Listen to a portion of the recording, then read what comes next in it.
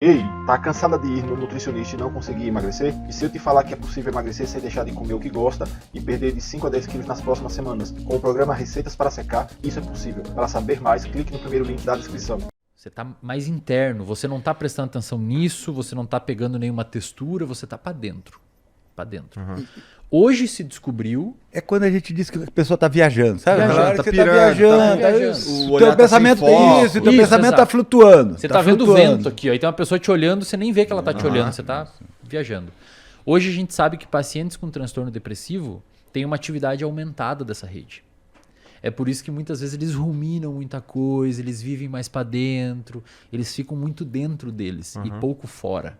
Muito pensamento ruminativo, puta, por que eu fiz aquilo? Fica se culpando. Dá pra dizer que geralmente entrar nesse modo é majoritariamente ruim? Não necessariamente. Não. A Porque gente desculpa, por favor. Nesse caso, você tem um aumento da atividade na amígdala. E esse aumento da atividade da amígdala A amígdala é uma região do cérebro Isso, uma envolvida por região- detectar perigo. Só pra E deixar aí, claro. essa atividade na amígdala, ele acaba determinando que onde essa atividade circula está mais ligada a pensamentos negativos. Você fica uma- bem mais pessimista.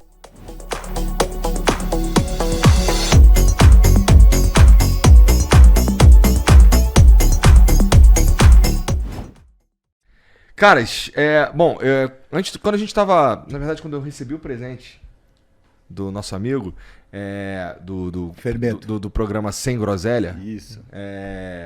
ele me falou... Tem atrás ali da camisa ali uma frase que vocês comentaram que não seria adequada, que usa a palavra mente, Isso. não é? E por que mente não é legal, não é um conceito legal de se usar? Porque primeiro que ele não é útil. Não é útil. Não, é difícil de você fazer uma análise. Quando você vai fazer uma análise científica, você tem que ter conceitos funcionais, conceitos que sejam comuns a todos os pesquisadores e que te permitam testar determinadas hipóteses, né? Esse conceito, do ponto de vista da utilidade dele, é muito ruim. Então, a gente não pesquisa a mente. A gente pesquisa alguns componentes cognitivos de uma experiência que é uma experiência privada que as pessoas muitas vezes chamam de mente, de uma maneira normal. Então, no senso comum, ele é adequado. Mas dentro de uma perspectiva mais científica, obviamente, ele não tem utilidade. Né? Então, no fim das contas, vocês só estão sendo chatos com o cara. Não, é que pensa assim, ó. cara do sim, Fábio. mais ou menos. Sim e não. Por quê? Mente. Primeiro, algumas coisas para falar. Dentro dos estudos da psicologia, existem várias escolas. Tem escolas que aceitam mais a ideia de mente e tem escolas, daí tem um pequeno degradê e tem escolas que rejeitam mais a ideia de mente. E aí, ao longo dessas escolas e ao longo de toda a ciência que está ali meio que olhando para o cérebro, essa ideia de mente, ela se transforma? Ela se transforma. O problema da mente, assim, pode usar a mente, pode falar a mente. A ideia é que a gente brinca, né? Essa parada de mente ser um conceito ruim e pouco útil, é porque você não consegue mensurar.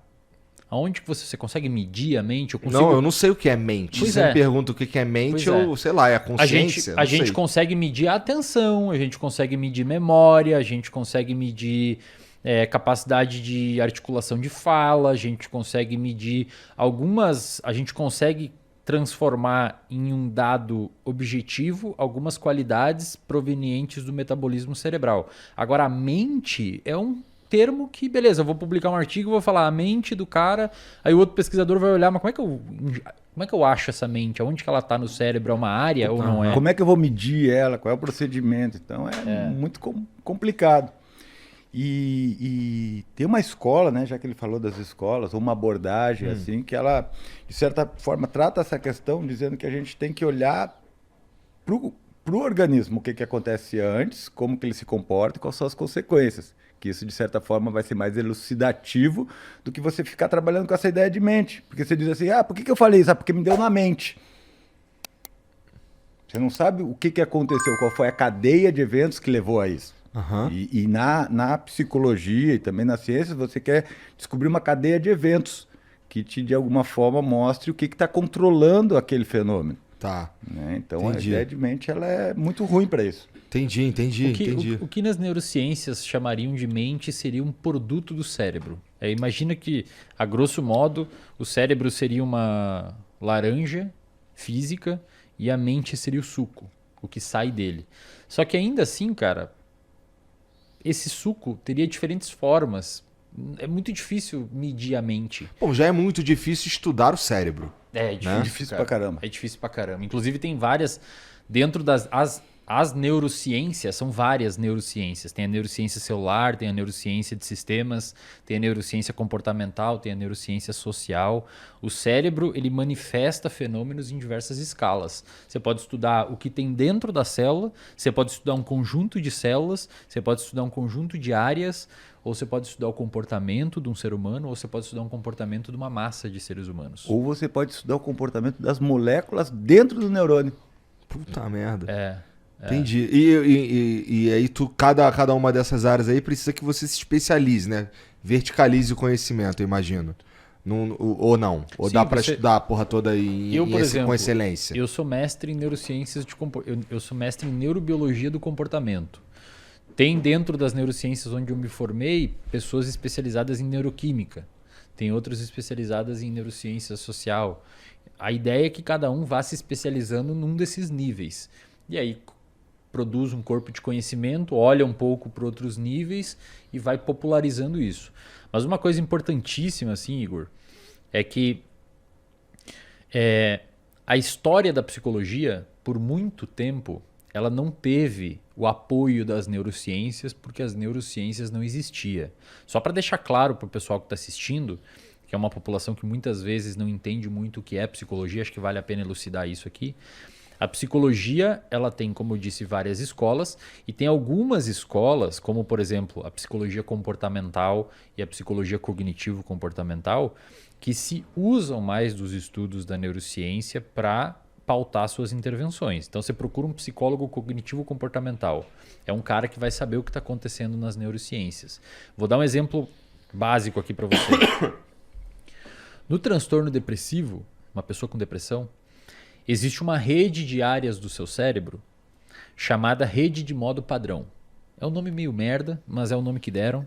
Rede de modo padrão. DMN. Mood Network. É, um nome estranho. Tá. Pensa assim, ó, na década de 80, os caras começaram a estudar o cérebro por meio de ressonância magnética funcional, imagem cerebral. Surgiu essa tecnologia e os caras ficaram loucos fazendo isso. Quando você pedia pro cara ir lá na ressonância magnética funcional e olhar para um lugar, eles viam que o córtex occipital, que fica aqui, se acendia. Quando eles pediam para o cara pensar numa coisa que envolvia um raciocínio lógico, o córtex pré-frontal, que fica na frente, aqui atrás da testa, se acendia. E um cara uma vez pensou, e quando o cara não está fazendo nada? Quando ele está viajando na maionese, o que se acende? Eles descobriram que quando o seu cérebro está sem estar engajado em nada fora de você, sabe quando você está olhando pro vento assim? Você não tá viajando, cara. Você não lembra, acorda assim. Aquilo ali, quando você está naquele estado, também chamado de mind wandering, você está num estado com uma rede do cérebro ativa. Então, quando o seu cérebro não está fazendo nada, ele tem uma atividade aumentada de várias áreas. Ele está fazendo várias coisas. É parecido com quem está dormindo, não? Não, Não, é diferente. pior que não, É cara. mesmo? A gente pode falar sobre sono depois, mas olha que interessante. Essa rede de modo padrão, quando liga, é como se você estivesse mais para dentro de você. Você está mais interno, você não está prestando atenção nisso, você não está pegando nenhuma textura, você está para dentro. Para dentro. Hoje se descobriu... É quando a gente diz que a pessoa está viajando, sabe? Viajando, Na hora tá que você pirando, tá viajando, tá viajando. O o olhar teu tá pensamento sem foco. isso, o teu Isso, pensamento exato. está flutuando. Você tá vendo o vento aqui, ó, e tem uma pessoa te olhando, você nem vê que ela tá te olhando, você tá viajando. Hoje a gente sabe que pacientes com transtorno depressivo têm uma atividade aumentada dessa rede. É por isso que muitas vezes eles ruminam muita coisa, eles vivem mais para dentro, eles ficam muito dentro deles e pouco fora. Muito pensamento ruminativo, puta, por que eu fiz aquilo? Fica se culpando. Dá pra dizer que geralmente entrar nesse modo é majoritariamente ruim? Não necessariamente. Não. A Porque gente desculpa, por favor. Nesse caso, você tem um aumento da atividade na amígdala. E esse aumento da atividade da amígdala A amígdala é uma região do cérebro Isso, uma envolvida por região- detectar perigo. Só pra E deixar aí, claro. essa atividade na amígdala, ele acaba determinando que onde essa atividade circula está mais ligada a pensamentos negativos. Você fica bem mais pessimista. Uma visão mais pessimista.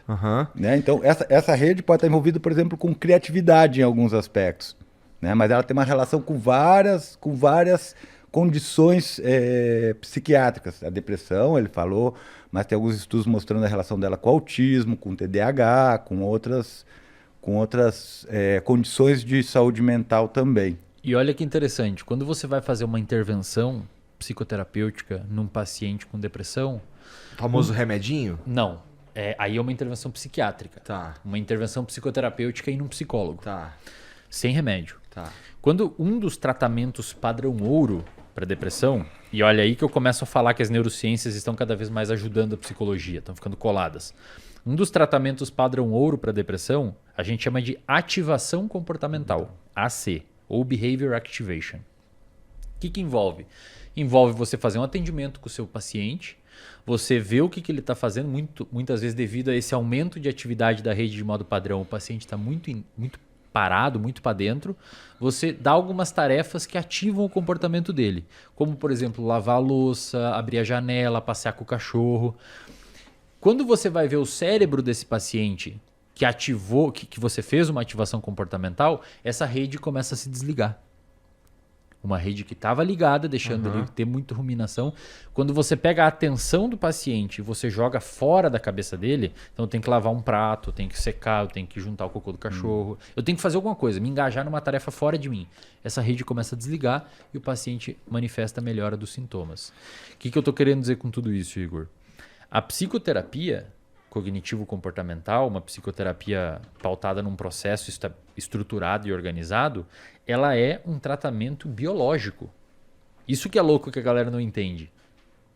A fala, você falar com o paciente, você consegue modular o cérebro dele por meio da fala. Quando eu falo um negócio e faço você prestar mais atenção, eu estou aumentando a sua noradrenalina e sua dopamina. Quando eu peço para você revisitar algum tipo de experiência que você teve, talvez olhar ela por um outro ângulo, eu estou reestruturando os circuitos no seu cérebro que fazem você mudar a sua emocionalidade.